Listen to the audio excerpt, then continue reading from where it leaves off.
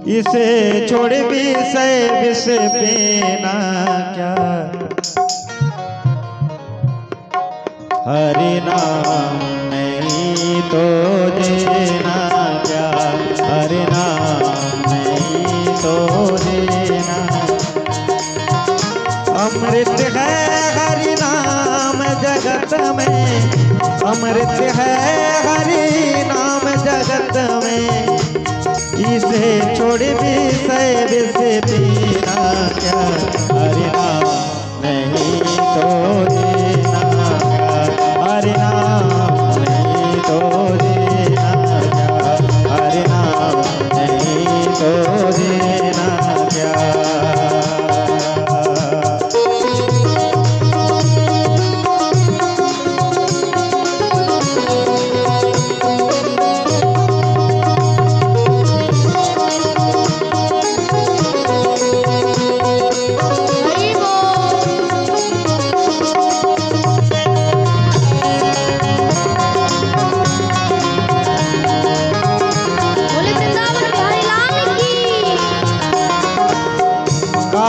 सदा अपने रस डोले, ना जाने कि वो सिर चढ़ बोले।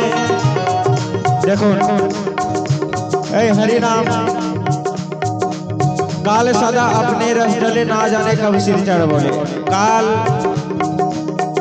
ঘুরছে কিন্তু আমরা দেখতে পাচ্ছি না, কখন ধরে নেবে আর ছাড়বে না। কিন্তু সেজন্য কালের মুখ থেকে বাঁচার জন্য, কালের কাছ থেকে বাঁচার জন্য কি করতে হবে আমাদের? হরিনাম করতে হবে। কাল সদা अपने रस डोले, ना जाने कब सिर चढ़ बोले, ना जाने कब सिर चढ़ बोले।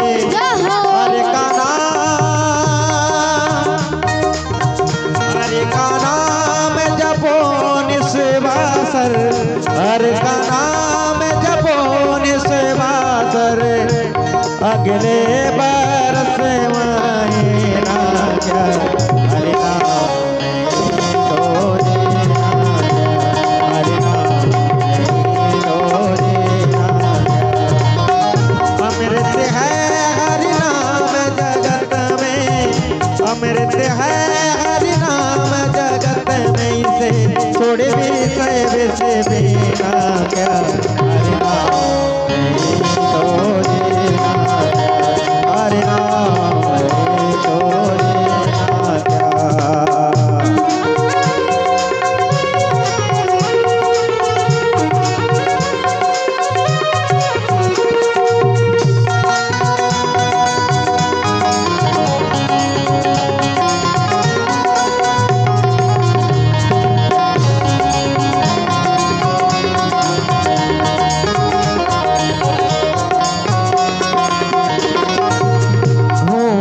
से सब अंग सजावे, रसना पर हरि नाम न आवे।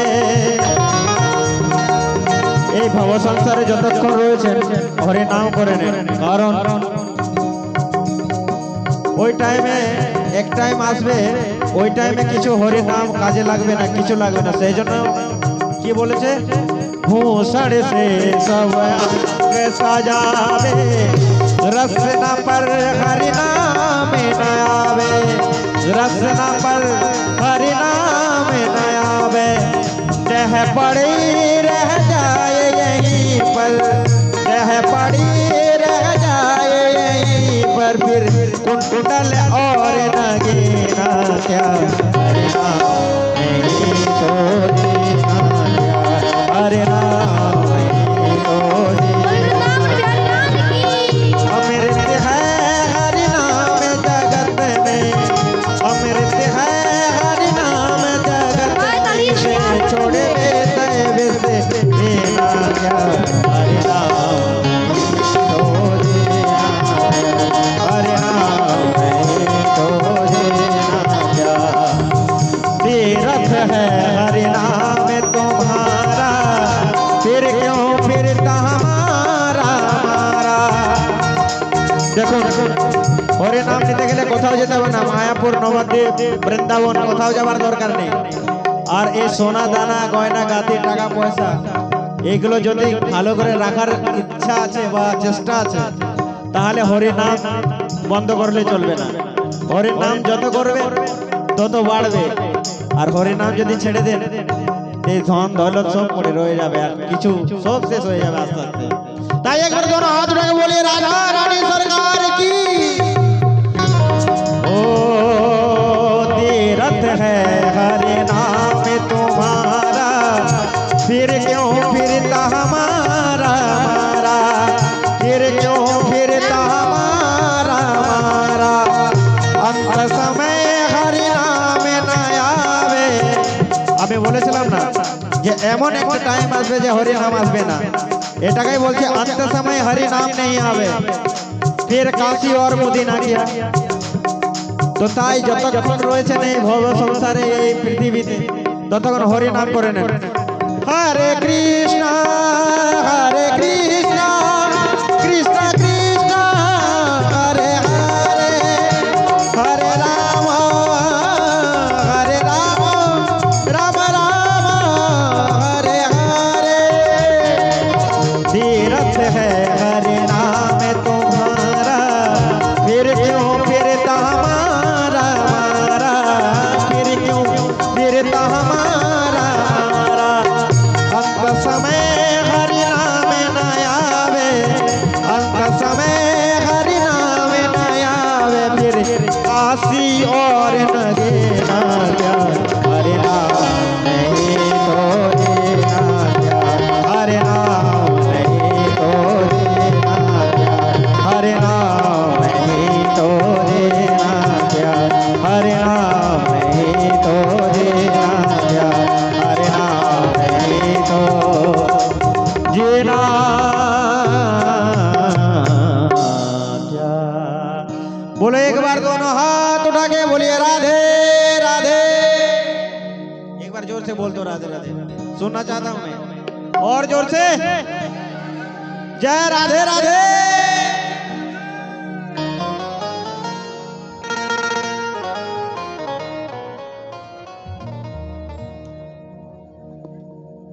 অক্ষয় তৃতীয়ার দিনে হরিনাম নেওয়া কিন্তু অনেক ভালো।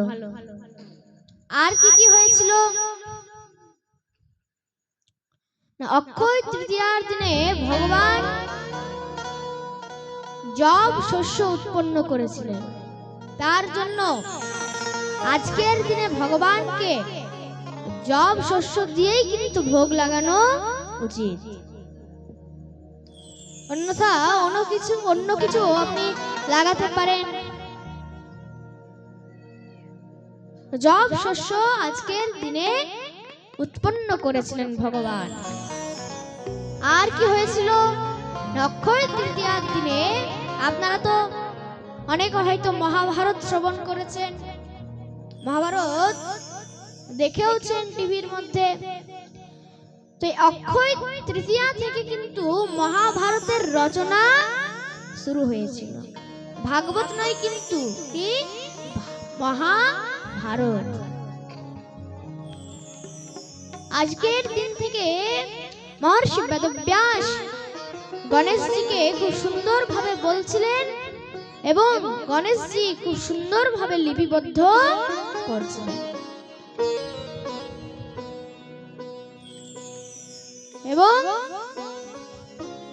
অক্ষয় তৃতীয়ার দিনে বলছে যে যত দান করতে পারবেন, আমি বলছি না আমাকে দান করুন, আপনি কোনো সাধুকে দান করুন, কোনো বৈষ্ণবকে দান করুন। আজকে বলছে কোনো ব্রাহ্মণকে, মন দিয়ে শুনবেন, কোন ব্রাহ্মণকে যদি অন্নদান করা হয়, অন্নদান করলে কি হয়? অক্ষয় তৃতীয়ার দিনে অন্নদান করলে সে কখনো আর অন্নহীন হয় না। বললাম না, যা করবেন সেটাই অক্ষয় হয়ে থেকে যায়। আজকে মহারাজ যে যজমান পরিবার রয়েছেন তারা আজকে সৎসঙ্গ করাচ্ছেন, এই সৎসঙ্গের ফলও কিন্তু তাদের অক্ষয় হয়ে থেকে যাবে। আর পাঠের মধ্যে ফল কারা কারা পায়? তিনজন পায়। কে কে? সর্বপ্রথম হচ্ছে উদ্যোক্তা, মানে যারা করাচ্ছেন। দ্বিতীয় হচ্ছে শ্রোতা, মানে যারা শ্রবণ করছেন। আর তৃতীয় হচ্ছে বক্তা, মানে যে আপনাদেরকে শ্রবণ করাচ্ছে। মানে যে ব্যাস মহারাজ রয়েছেন, ব্যাসপীঠের উপর বসছে, তো ওই জন্য তাকে ব্যাস বলা হয়, তার জন্য মহর্ষি বেদব্যাস। তো বলছে সব থেকে ফল কার হয়? তিনজনের তো ফল হয়, কিন্তু সব থেকে বেশি কার ফল হয়? যে উদ্যোক্তা, যে সৎসঙ্গ করাচ্ছে। এবার সে যদি মহারাজ না করায়, তাহলে এখানে আজকে আমিও আপনাদেরকে শ্রবণ করাতে পারতাম না, আর আপনারাও শ্রবণ করতে পারতেন না। তার জন্য যে সৎসঙ্গ করাচ্ছে, যে উদ্যোক্তা, তাদের এই ভাগবতের মধ্যে সব থেকে বেশি ফল প্রাপ্ত হয়। একবার সবাই উদ্যোক্তা পরিবারের জন্য প্রেম সে বলো রাধে রাধে।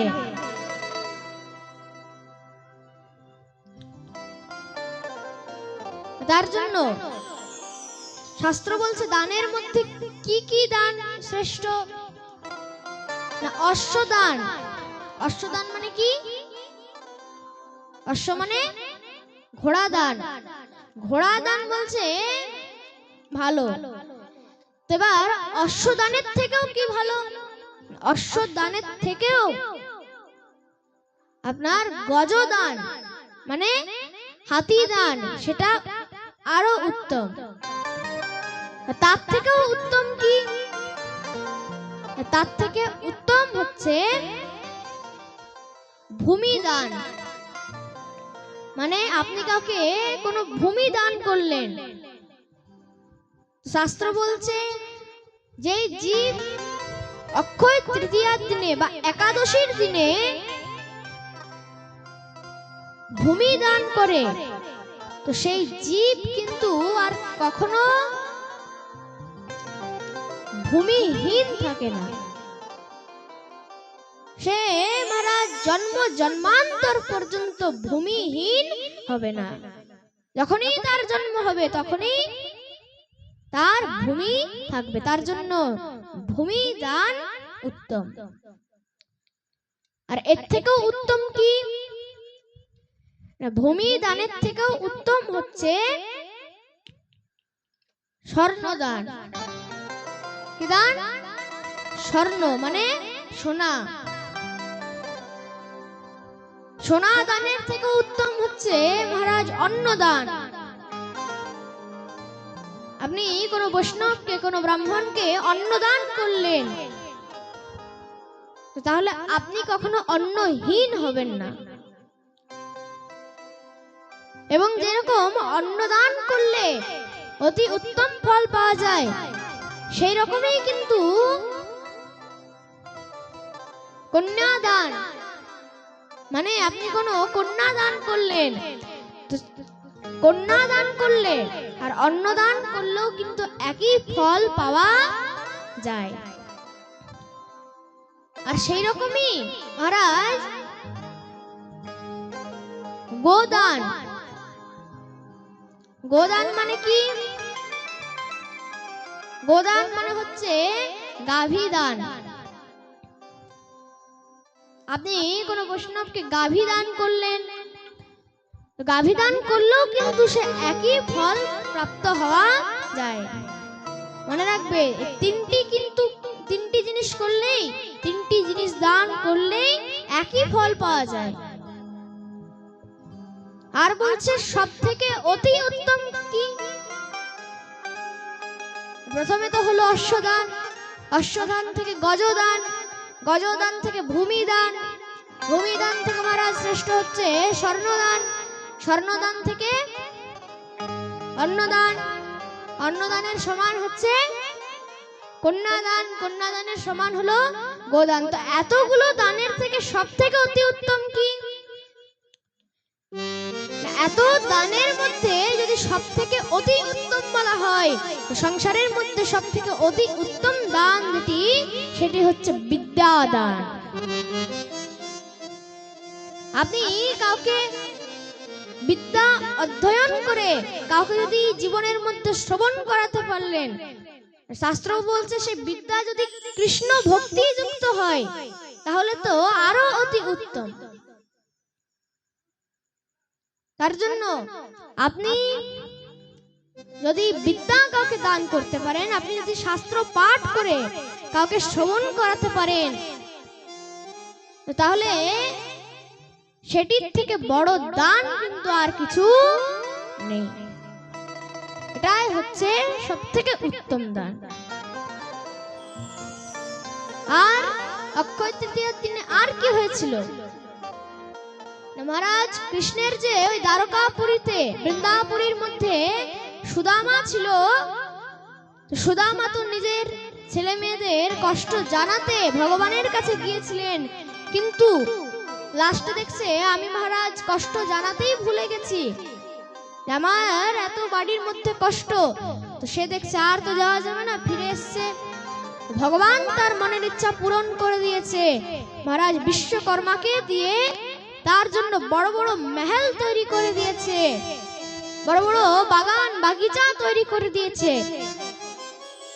পুরো তিন লোকের ঐশ্বর্য ভগবান তাকে প্রদান করেছিলেন। কোন দিনে? এই অক্ষয় তৃতীয়ার দিনে।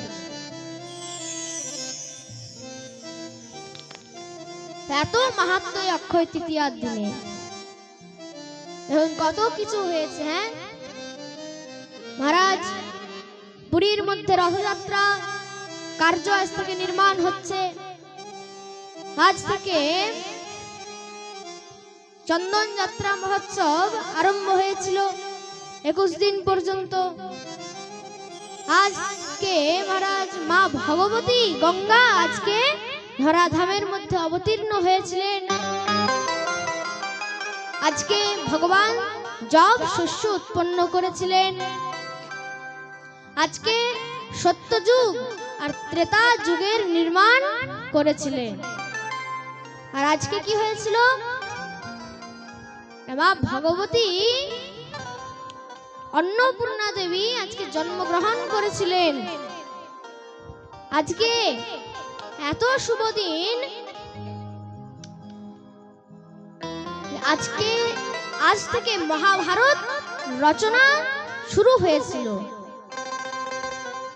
আর কি এই যে সুদামা যিনি গিয়েছিলেন, তো ভগবান যখন সুদামাকে ঐশ্বর্য প্রদান করেছিলেন, এটাও কিন্তু অক্ষয় তৃতীয়ার দিনে। এত মাহাত্ম্য হচ্ছে অক্ষয় তৃতীয়ার দিনে।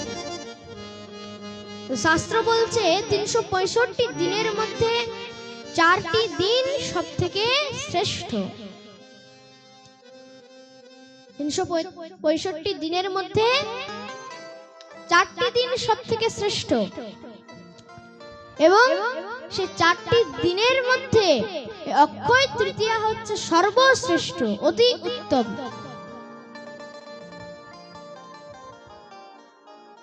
আজকে সেই অক্ষয় তৃতীয়ার দিনে আজকে দিব্য ভাগবত পাঠের আমরা এখানে মহোৎসবের দিব্য আনন্দ নিচ্ছি।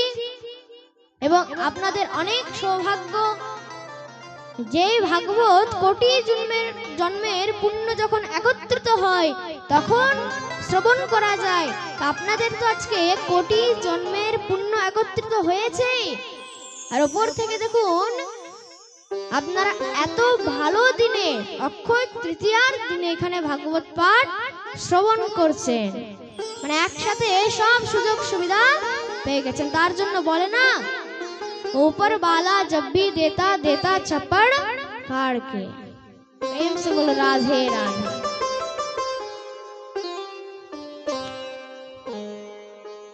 এবং দেখুন আজকে একদিনের মধ্যে তো আর ভাগবতের বিস্তার হয় না, তাহলে ভাগবত শ্রবণ করার জন্য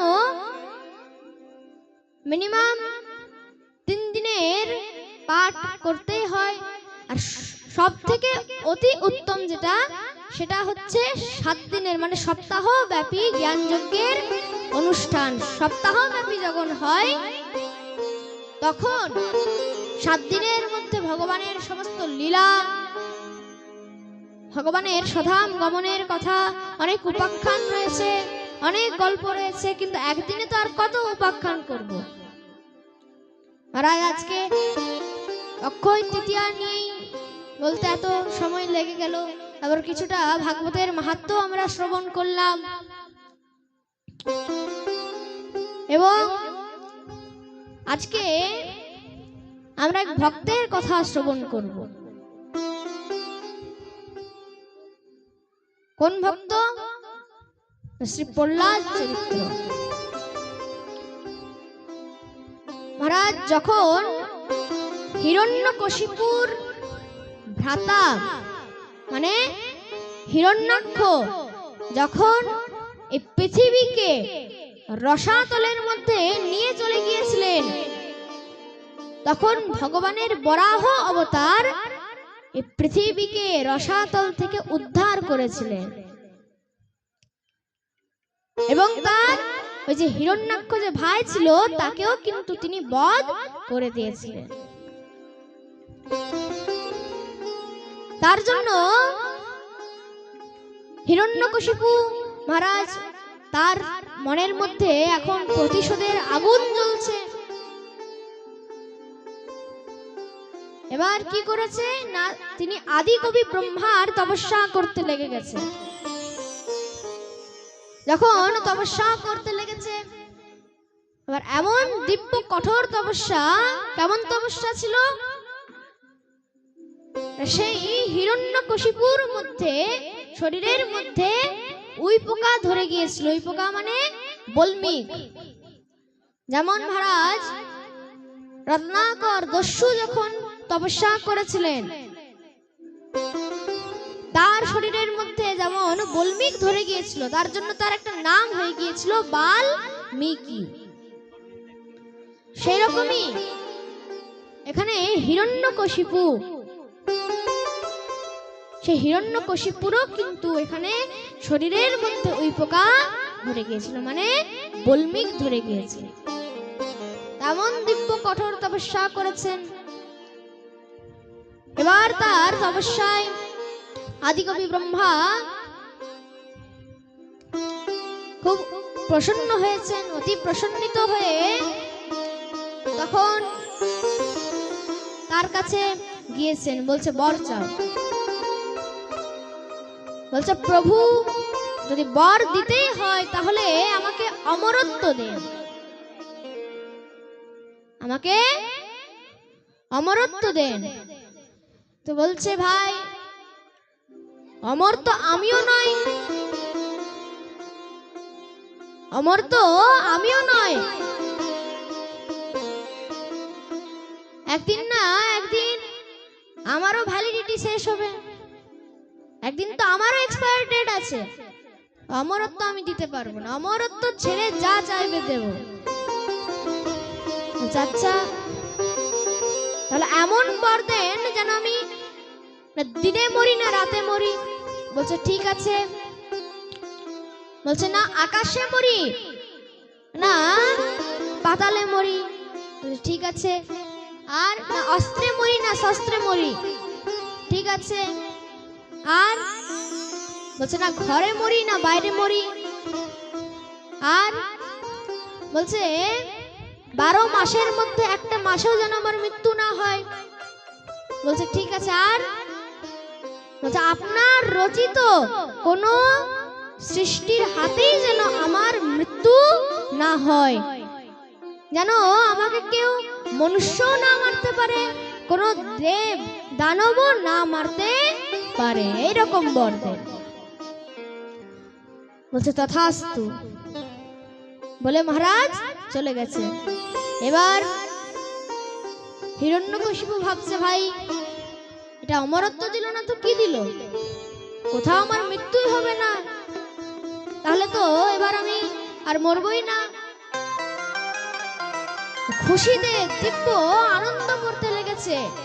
আর বুঝে যাবে কোন পাপীর যদি খুব আনন্দ করতে দেখো কোনো পাপীকে, তো বুঝে যাবে তার আর বেশি দেরি নেই, তার পাপের ঘোড়া শীঘ্রই পূর্ণ হবে। এবার হিরণ্যকশিপুর মহারাজ অনেক অত্যাচারী ছিলেন, কিন্তু তার যে স্ত্রী ছিল নাম হচ্ছে কয়াদু। কয়াদু কিন্তু প্রথম থেকেই খুব ভাগবত ভক্ত ছিলেন, প্রথম থেকেই ভাগবত ভক্ত ছিলেন। তার যে পুত্র হয়েছে তার নাম কি হলো?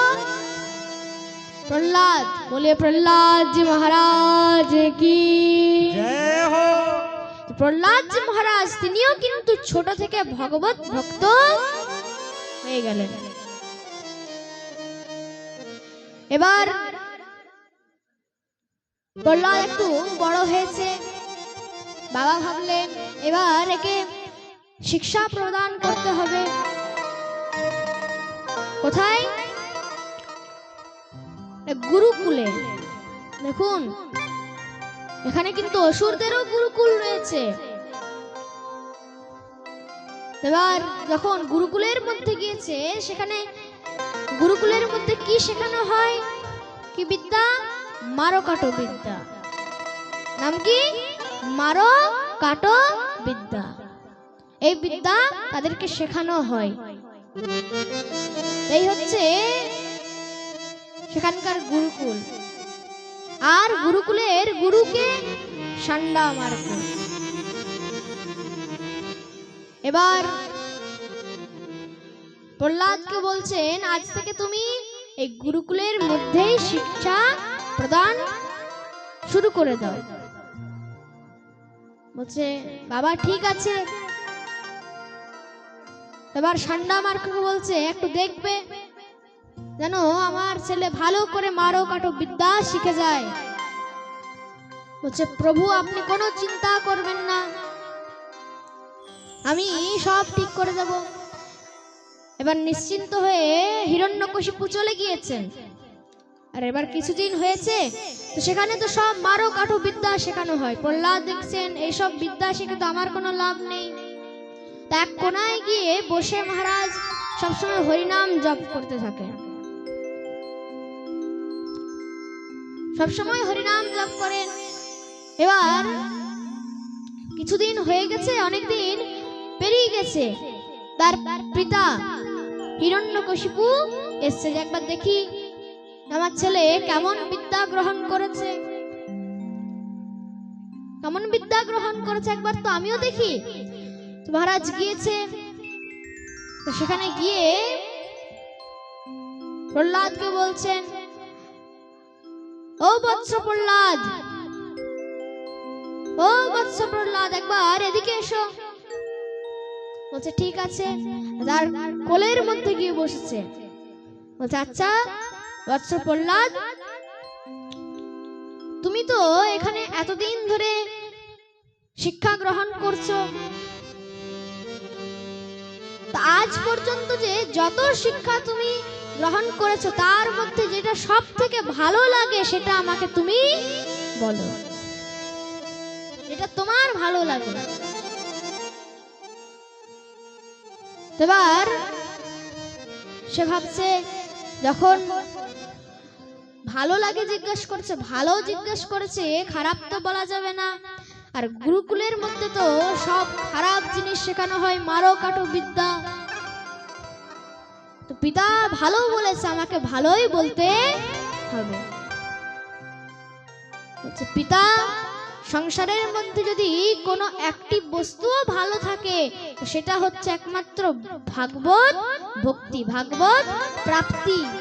ভগবানকে প্রাপ্তি করার থেকে উত্তম কিছু আর নেই। যেই বলেছে ষান্ডা মার্গকে দেখেছে, আরে তুমি এগুলো আমার ছেলেকে কি শেখাচ্ছ? খারাপ জিনিস শেখাচ্ছ আমার ছেলেকে। বলছে প্রভু আমি তো মারো কাটো বিদ্যা শেখাই, মনে হয় আপনার কোনো শত্রু একে এইসব বিদ্যা শেখাচ্ছে। বলছে ঠিক আছে, আরো কড়াকান্তি বাড়িয়ে দাও, আরো পাহারাদার বাড়িয়ে দাও। বাড়িয়ে দিয়েছে মহারাজ। আবার সে মারো কাঠো বিদ্যা শুরু হয়েছে। প্রহ্লাদ দেখছে আমার এগুলোতে কিছু মন লাগবে না, তো আমি আবার হরিনাম করতে লেগে যাই। আবার হরিনাম করছেন। আবার অনেক দিন পেরিয়েছে। সেই হিরণ্যকশিপু আবার সেই জায়গার মধ্যে এসেছে, আবার ডাকছে, ও প্রহ্লাদ, ও বৎস প্রহ্লাদ, একবার এদিকে এসো। যখনই প্রহ্লাদ মহারাজ গিয়েছেন তার কাছে, তাকে কোলের মধ্যে নিয়েছে। বলছে, আচ্ছা এতদিন পর্যন্ত যেটা তোমার সব থেকে ভালো লেগেছে সেটা বলো। এতদিন পর্যন্ত অনেক বিদ্যা গ্রহণ করেছো, তাহলে যেটা সব থেকে ভালো লাগে সেটা আমাকে বলো। পিতা বলছে, ভালো যেটা সেটা বলো। তো বলছে, পিতা সংসারের মধ্যে নবধা ভক্তি যে রয়েছে, সেই নবধা ভক্তির থেকে অতি উত্তম আর কিছু হতে পারে না। 9 প্রকারের ভক্তি রয়েছে। কীর্তনীয়, শ্রবণীয় মহারাজ, সেবনীয়, মননীয়, করণীয়, বচনীয়। তো এগুলোর থেকে আর অতি উত্তম কিছু হতে পারে না। মহারাজ যখনই বলেছে, হিরণ্যকশিপু তাকে কোল থেকে ছুঁড়ে ফেলে দিয়েছে। আর বলছে, আমি আর গুরুকুলে রাখবো না, আমি একে বাড়ি নিয়ে চলে যাব। সব সময় শুধু ভগবানের নাম করে, ভগবানের চিন্তা করে, এরকম করলে তো চলবে না। খারাপ জিনিস শিখে যাচ্ছে। তাকে বাড়িতে নিয়ে চলে গেছে। বাড়িতে নানান ধরনের অত্যাচার শুরু করেছে। এবার মহারাজ কেমন অত্যাচার, উঁচু পর্বত থেকে তাকে নিচে ফেলে দিয়েছে।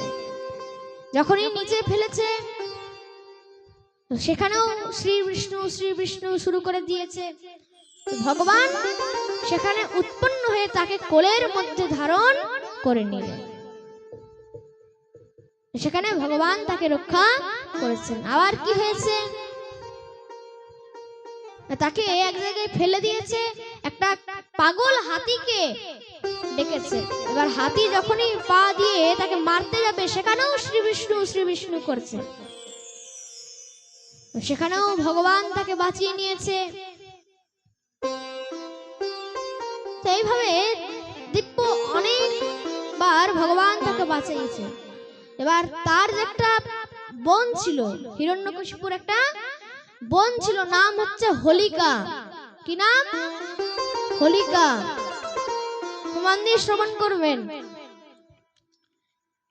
সে হোলিকা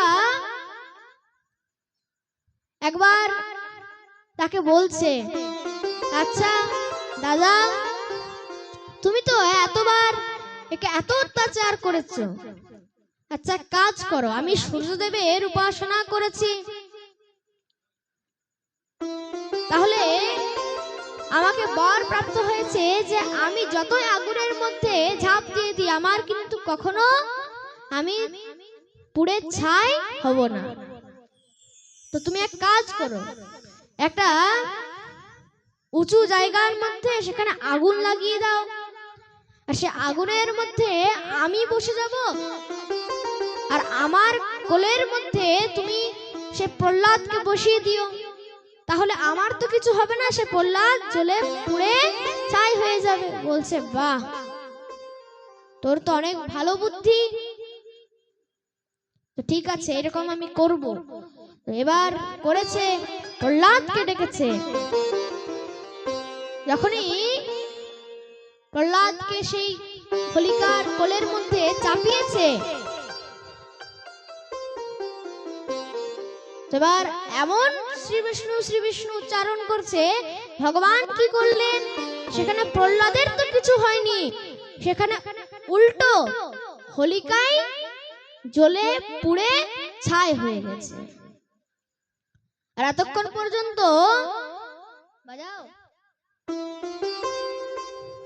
এতক্ষণ পর্যন্ত হোলিকা কি বলছিল হিরণ্যকশিপুকে? দাদা, আমি যতই আগুনের মধ্যে যাই আমার কিছু হবে না, I have a fire proof body. সব মহারাজ লোকেরা দেখতে এসছে, এতদিন পর্যন্ত ওয়াটার প্রুফ দেখেছিলাম, জীবনের প্রথমবার ফায়ার প্রুফ দেখব। এবার আমরাও তো দেখি কেমন হয় ফায়ার প্রুফ। এমন ফায়ার প্রুফ দেখাতে গিয়ে নিজেই মহারাজ সে আগুনের মধ্যে জ্বলে পুড়ে ছাই হয়ে গেছে। এবার সান্ডামার্ক একদিন এসে পড়ে বলছে, আচ্ছা প্রভু, আপনি তো এত কিছু করলেন, কিছু কি লাভ হলো? আপনি কাজ করুন, আবার গুরুকুলের মধ্যে রেখে দেন, সেখানে কিছুদিন থাকলে সে আবার ঠিক হয়ে যাবে। ঠিক আছে, আবার গুরুকুলের মধ্যে রেখেছে। একদিন সান্ডামার্ক গুরুকুলের সব বাচ্চাদেরকে বলছে, আচ্ছা সবাই শোনো, এখানে কিন্তু আমি একটু বাইরে যাচ্ছি, একদম সন্ধ্যার মধ্যে ফিরবো, কেউ কিন্তু বদমাশ করবে না। আর আমি দায়িত্ব দিয়ে গেলাম, প্রহ্লাদ এখানে সব বাচ্চাদেরকে শান্ত রাখবে। প্রহ্লাদকে মেন বানিয়ে দিয়েছে। প্রহ্লাদ ভাবছে, হ্যাঁ এটা খুব ভালো সুযোগ। বাচ্চাদেরকে বলছে, আচ্ছা সবাই মন দিয়ে শোনো, আজকে আমরা একটা খেলা খেলবো। আচ্ছা কি খেলা? আজকে আমরা হরিনামের খেলা খেলবো। হরিনামের খেলা, এটা কিভাবে খেলতে হয়? বলছে, দেখো আমি আগে আগে গাইবো, পেছনে পেছনে তোমরা গাইবে, তাহলেই হয়ে যাবে হরিনামের খেলা। তো আসুন আমরাও একবার হরিনামের এই দিব্য খেলা করি, দিব্য ভজনের আনন্দ নিই।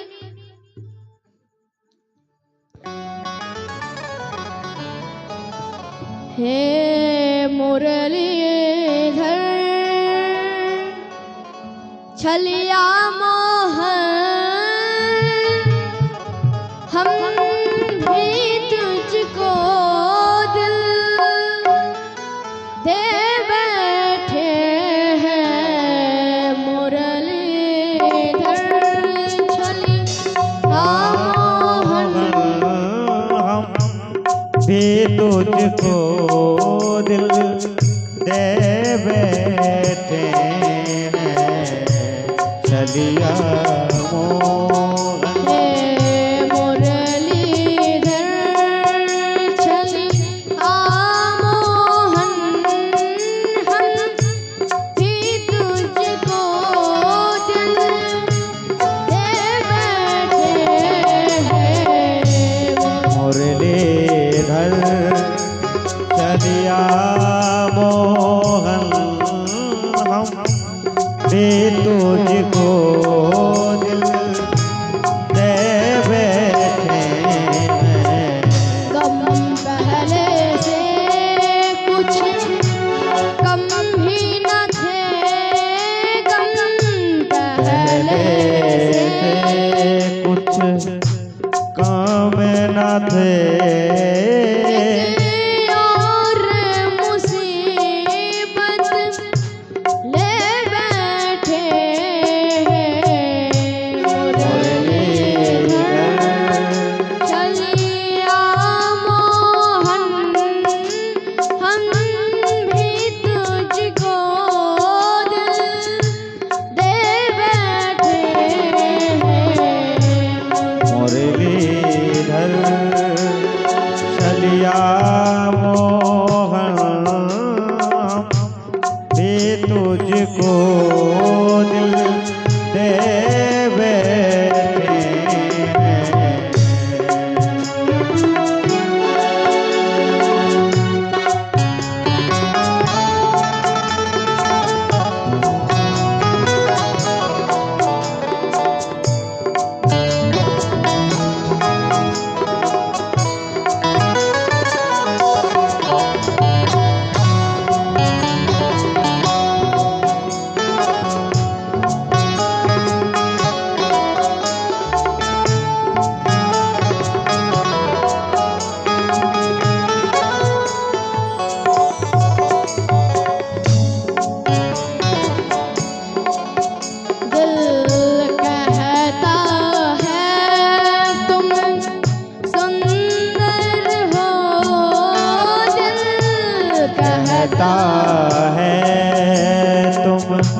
सुंदर हो आँखें कहती हैं दिखलाओ तुम।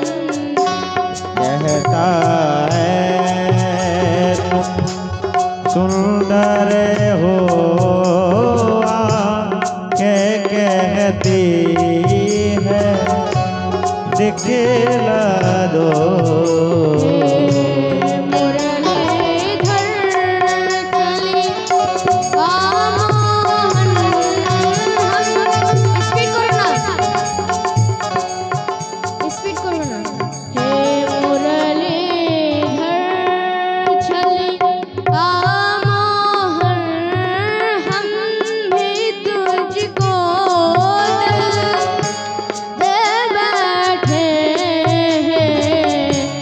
मुरलीधर चलिया मोहन हम भी तुझको दिल दे बैठे।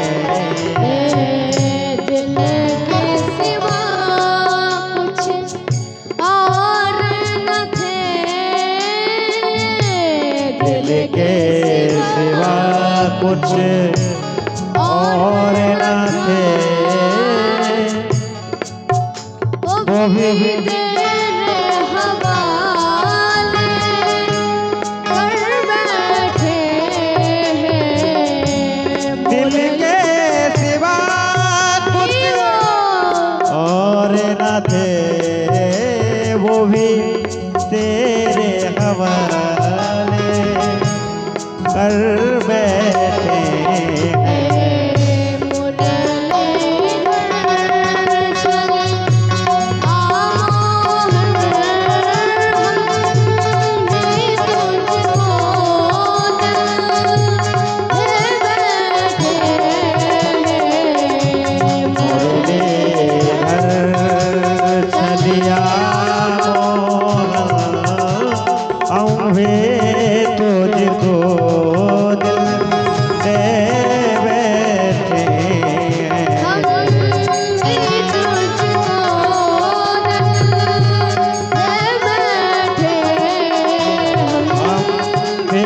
तुझको दिल दे बैठे हैं। बोलिए मुरलीधर भगवान की। এইভাবে দিব্য সে হরিনামের খেলা খেলছে। এবার এমন সময় সেই যে ষণ্ডা মার্গ গুরুদেব ছিলেন, তিনি সেই গুরুকুলের মধ্যে প্রবেশ করেছে। যখনই দেখছে মহা হরিনাম সংকীর্তন চলছে, এবার কি করা যায় না, সব অসুরদের ছেলেকে তো আর বলা যাবে না যে চুপ করো চুপ করো, তাহলে যে মেন সুইচ, সে মেন সুইচকে অফ করে দাও। মেন সুইচ হচ্ছে প্রহ্লাদ। প্রহ্লাদকে যখনই ছুঁয়েছে এমন শট লেগেছে, সেও মহারাজ হরিনাম করতে লেগে গেছে। এবার হিরণ্যকশিপু যখন শুনেছে দূর থেকে এত হরিনাম চলছে, তার সৈন্যগণকে পাঠিয়েছে। সৈন্যগণ যখন তাদেরকে ছুঁয়েছে, তাদেরকেও মহারাজ এমন শট লেগেছে, তারাও নাচতে আরম্ভ করে দিয়েছে হরিনামের আনন্দে। হিরণ্যকশিপু দেখলেন এরকম করলে চলবে না, আমাকে নিজেই ওখানে যেতে হবে। নিজে গিয়েছে, দেখছে এবার আমি যদি ছুঁয়ে দিই তাহলে আমিও তো নাচতে লেগে যাব না। এমন জোরে মহারাজ চিৎকার করছেন, আরে চুপ করো। যেই বলেছে একদম সব স্তম্ভিত হয়ে গেছে, সবাই চুপ করে দিয়েছে। বলছে আর আমি একে গুরুকুলে রাখবো না, এবার বাড়িতেই নিয়ে যাব। তো প্রহ্লাদকে বাড়িতে নিয়ে চলে গেছে। প্রহ্লাদ কাজকে বুঝিয়ে বলছে, আচ্ছা প্রহ্লাদ, তুই যে সবসময় এত হরি হরি করিস, আসলে তোর ভগবান কি আছে আদেও? বলছে হ্যাঁ, সব জায়গাতে আছে। আচ্ছা সব জায়গাতে, তাহলে তোর মধ্যে আছে? বলছে হ্যাঁ। আচ্ছা এই সামনের যে মস্ত পিলার দেখছি, সেই পিলারের মধ্যেও রয়েছে। বলছে হ্যাঁ রয়েছে। বলছে তাহলে আজকে তোর ওই ভগবানকে আমি শেষ করে দেব বলে যখনই গদা হাতে নিয়ে মেরেছে, সঙ্গে সঙ্গে সেই স্তম্ভটা ভেঙে গেছে। সেখান থেকে দিব্য ভগবান নরসিংহ রূপ ধারণ করে সেখানে প্রকট হলেন। বলিয়ে নরসিংহ ভগবান কি জয়।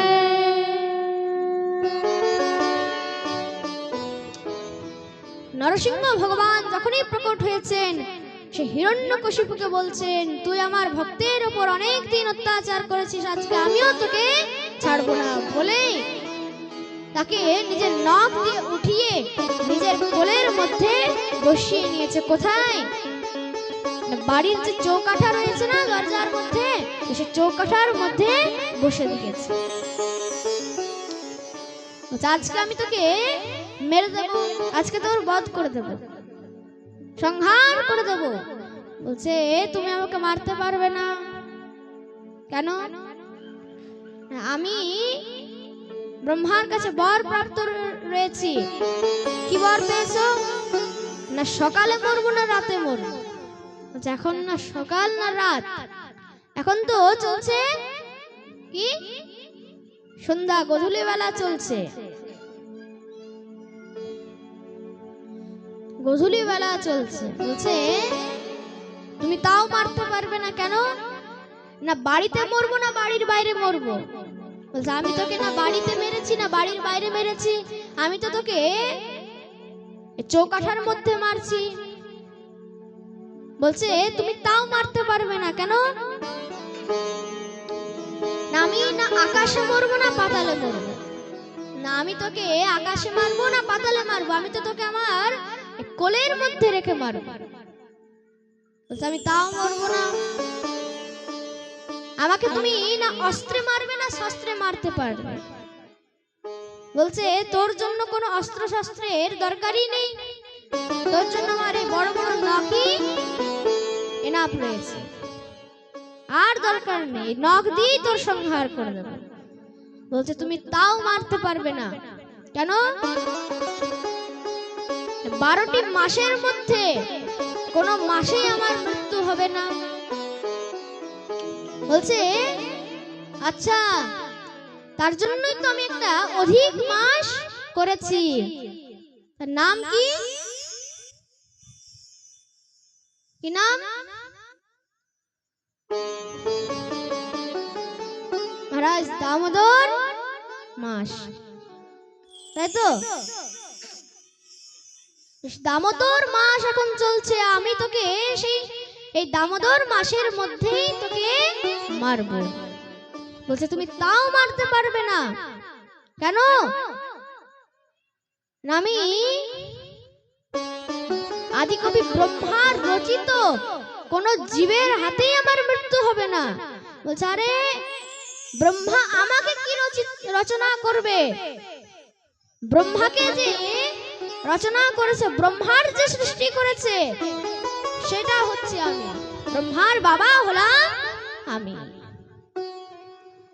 বলেই সঙ্গে সঙ্গে নিজের নখ দিয়ে দিব্য হিরণ্যকশিপুর পেট ছিঁড়ে ছিন্ন ভিন্ন করে দিলেন। এমন রাগ এসছে মহারাজ, তার যত নাড়ি ভুড়ি নিয়ে সব ছড়াছড়ি আরম্ভ করে দিয়েছে। আর কি হয়েছে? ওই যে দেবাদেব মহাদেব, সেও দেখে ভয় খেয়ে গিয়েছে। বলছে একে তো একমাত্র মা লক্ষ্মী কিছু করতে পারে। মা লক্ষ্মী যখন সামনে গিয়েছে, দেখুন যে মা লক্ষ্মীকে দেখে ভগবান একদম শান্ত হয়ে যান, সে মা লক্ষ্মী আজকে ভগবানকে দেখে ভয় খেয়ে গিয়েছে, আমি পারবো, চলে গেছে। দেবাদিদেব কি করলেন দেখছে, যার জন্য ভগবান আজকে নরসিংহ রূপ ধারণ করেছে, আজকে তো সে ভক্তই ভগবানকে শান্ত করতে পারে। প্রহ্লাদকে নিয়ে গিয়ে ভগবানের কাছে দাঁড় করিয়ে দিয়েছে। প্রহ্লাদ তুমি এবার তোমার প্রভুকে শান্ত করে দাও। যে বলেছে প্রভু আপনি আমাকে তো একটা কথা দেন। বলছে বলো প্রহ্লাদ। বলছে আমার বংশের মধ্যে আজ থেকে যার যার জন্ম হবে তাদের যেন মুক্তি হয়ে যায়, তারা যেন আর সংসারের মধ্যে বারবার জন্মগ্রহণ না করে। বলছে আমি তোমাকে কথা দিলাম, আজ থেকে তোমাদের বংশের মধ্যে যাদের জন্ম হবে তাদেরকে আমি নিজের হাতে কখনো মারবো না, কিন্তু তাদের উদ্ধার অবশ্যই হয়ে যাবে। এই বর দিয়ে দিব্য নরসিংহ ভগবান শান্ত হয়েছে। আর দেখুন আজকে এখানে প্রহ্লাদ মহারাজ ভগবানকে ডেকেছেন, আর ভগবান আসতেও দেরি করেননি। ভগবানকে ডাকার লোক চাই। ভগবান বলছে कौन कहता है भगवान आते नहीं, मीरा के जैसे हम बुलाते नहीं। আমাকে শুধু ডাকার লোক চাই, তুমি আমাকে ডাকলেই আমি একদম রেডি হয়ে বসে আছি। তুমি এক পা বাড়াও, আমি তোমার দিকে 100 পা বাড়াবো। এই বলেছিলেন। এবার দেখুন এতক্ষণ পর্যন্ত কিন্তু প্রহ্লাদ ভগবানকে ডাকেননি, যখনই ডেকেছে ভগবানও কিন্তু আসতে আর দেরি করেননি। এইরকম খুব সুন্দর একটা প্রসঙ্গ মনে পড়ে গেল। এক সাধু একবার জলের মধ্যে স্নান করছে, পুকুরের মধ্যে। পাশে এক ধোবি, পাশে একটা ধোপা সেখানে কাপড় কাচ্ছে। যখনই সাধু স্নান করে উঠেছে, আবার যখন কাপড় কাচ্ছে, কাপড়ের মহারাজ ছিটা গিয়ে সাধুর শরীরের মধ্যে লেগেছে। এবার সাধুর যখন শরীরের মধ্যে লেগেছে, সাধু তো অপবিত্র হয়ে গেল, আবার গিয়ে স্নান করেছে। আবার গিয়ে স্নান করেছে, আবার যখন উঠেছে আবার কাপড় পিটিয়েছে, আবার মহারাজ তার শরীরের মধ্যে ছিটা লেগেছে। এভাবে 2-3 বার হওয়ার পরে সে ধোপা দেখছে এখন আমি তো এতবার কাপড় পেটাচ্ছি, আর আমার কাপড় পেটানোর ছিটাতে সে সাধু বাবা বারবার এখানে নদীর মধ্যে স্নান করছে। এবার ধোপা তো খুব মজা পেয়ে গেছে। এবার যখন খুব মজা পেয়ে গেছে, আবার জেনে বুঝে কাপড় পিটিয়েছে। যখন কাপড় পিটিয়েছে, আবার সেটাকে সাধুর গায়ে লেগেছে, আবার কিছুবার এমনি হয়েছে। সাধু বলছে আরে ভাই একটু আমি পেরিয়ে যাই, তারপরে কাপড় কাচবে। দেখো ভগবান কিন্তু সব দেখছে, তুমি এরকম করছো তোমার পাপ হবে। তো মহারাজ ধোবি এমন সে সাধু বাবাকে ধমক দিয়েছে, বলছে আচ্ছা ভগবান আমাকে কি দেখবে, তুই ধমকি দিচ্ছিস।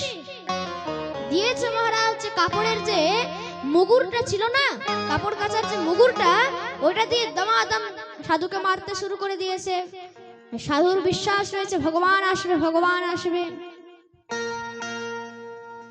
এবার ভগবান আর আসছেন না, কিন্তু সে বিশ্বাস করেনি। এবার ভগবান গরুরকে বলছে চলো, আমাকে এক ভক্ত স্মরণ করছে, তাকে যেতে হবে তার কাছে বাঁচাতে। তো মা লক্ষ্মী বলছে প্রভু কোথায় যাচ্ছেন? বলছে তুমি জানো না আমাকে আমার এই এক ভক্তকে এক ধোবি মারছে, তার জন্য আমি তাকে বাঁচাতে যাচ্ছি। ভগবান আস্তে আস্তে যাচ্ছেন। এদিকে কি হয়েছে, সেই সাধুর আস্তে আস্তে মন থেকে বিশ্বাস সরে গেছে যে ভগবান কিন্তু আর আসবে না, ভগবান আসবে না। তাহলে এবার সাধু কি করেছে না, সাধু এবার উল্টো মারা শুরু করে দিয়েছে, তাকে উল্টো মারা শুরু করে দিয়েছে। আর ভগবান অর্ধেক রাস্তা থেকেই কিন্তু রিটার্ন ফিরে গেল। এবার যখন ফিরে গেছে, তো মা লক্ষ্মী বলছে, কি হলো প্রভু, আপনি আপনার ভক্তকে বাঁচাননি? বলছে, দেবী আমি তো গিয়েছিলাম তাকে বাঁচাতে, কেন এতক্ষণ আমাকে আমার ভক্ত ডাকছিল, কিন্তু গিয়ে দেখি যে আর সে তো ভক্ত নেই, সেও এবার ধোবি হয়ে গেছে। প্রেম সে বলো রাধে রাধে। এতক্ষণ পর্যন্ত তার মনে বিশ্বাস ছিল, তার জন্য আমি যাচ্ছিলাম, তার মনে বিশ্বাস নেই, সেও এবার মারা আরম্ভ করে দিয়েছে, তা আমিও অর্ধেক রাস্তা থেকেই চলে এলাম। এইভাবে বলছে, ভগবান বলছে আমাকে শুধু একবার ডেকে দেখো, আমি কোথায় আসি না, আমাকে শুধু একবার মীরাবাইয়ের মতো একবার ডেকে দেখো, তাহলেই আমি সব করে দেব, আমি আপনার কাছে চলে আসবো। তার জন্য कौन कहता है भगवान आते नहीं, मीरा के जैसे हम बुलाते नहीं, कौन कहते हैं भगवान सोते नहीं, माँ यशोदा के जैसे हम सुलाते नहीं, कौन कहता है कि भगवान खाते नहीं, बेर सबरी के जैसे हम खिलाते नहीं। भगवान आसार জন্য একদম রেডি হয়ে বসে আছে, ভগবানকে ডাকার লোকই নেই। তার জন্য আজকে আসুন আমরা সকলে মিলে ভগবানকে একবার মন দিয়ে ডাকবো, এবং আজকের ভজনের সাথে দিব্য আমাদের শ্রীমদ্ ভাগবত পাঠের বিশ্রামও এখানেই করব। এবং